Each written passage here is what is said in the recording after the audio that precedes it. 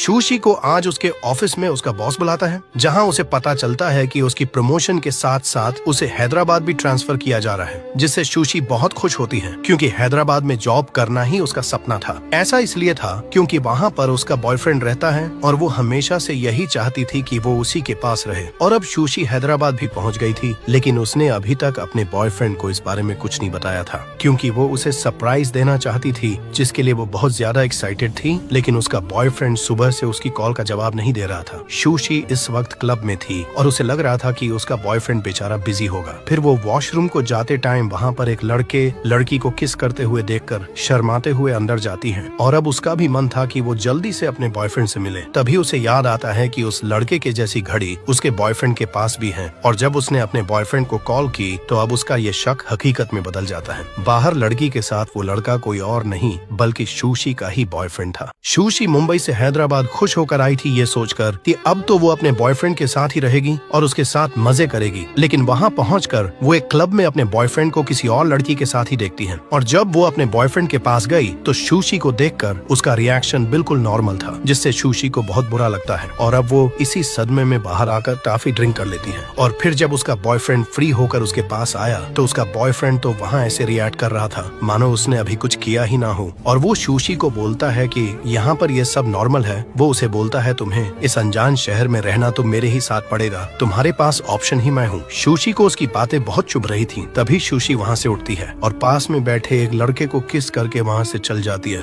उस लड़के का नाम शिवा था और उसे कुछ भी समझ नहीं आता कि अभी ये सब आखिर हुआ क्या। अगले दिन शिवा एक कंपनी में इंटरव्यू देने के लिए गया हुआ था, जहाँ और लोग अपने इंटरव्यू के लिए बहुत नर्वस थे, लेकिन शिवा बिल्कुल टेंशन फ्री था क्योंकि उसने इस जॉब को पाने के लिए पैसे दिए हुए थे। रात को शूशी अपने ब्रेकअप के गम में वहाँ बैठे हुए एक शिवा नाम के लड़के को किस कर देती है। शिवा को कुछ भी समझ नहीं आता। अगले दिन शिवा एक कंपनी में इंटरव्यू देने के लिए गया हुआ था, जहाँ सब लोग नर्वस थे, लेकिन शिवा बिल्कुल टेंशन फ्री था क्योंकि उसने इस जॉब को पाने के लिए पैसे दिए हुए थे। लेकिन उसे पता चलता है कि जिस आदमी को उसने पैसे दिए थे उसे नौकरी से निकाल दिया है और अब उसका इंटरव्यू कोई और लेगा। शिवा की शक्ल अब देखने लायक थी और जब उसका इंटरव्यू लेने के लिए कंपनी की एचआर वहाँ पर आती है तो वो लड़की कोई और नहीं बल्कि शूशी ही थी। शिवा उससे कल रात के बारे में पूछता है, लेकिन शूशी उसे सिर्फ काम की बात करने को बोलती है। शिवा को नॉलेज तो बहुत ज्यादा थी, लेकिन उसे इंग्लिश नहीं आती थी। शूशी उसे आने वाले 15 दिनों में इंग्लिश सीखने को बोलती है अगर उसे ये जॉब करनी हो, और जाते टाइम वो उसे ये भी बोलती है कल जो हुआ उसे भूल जाना। अब कंपनी से बाहर निकलते ही शिवा ने लोगों से इंग्लिश में ही बात करना शुरू कर दिया था। उसकी इंग्लिश इतनी तगड़ी थी कि उसका दोस्त जो इंग्लिश में टॉपर है उसे तक भी समझ नहीं आती। शिवा को उसकी एचआर ने इंग्लिश सीखने के लिए 15 दिन का टाइम दिया है। अगर उसे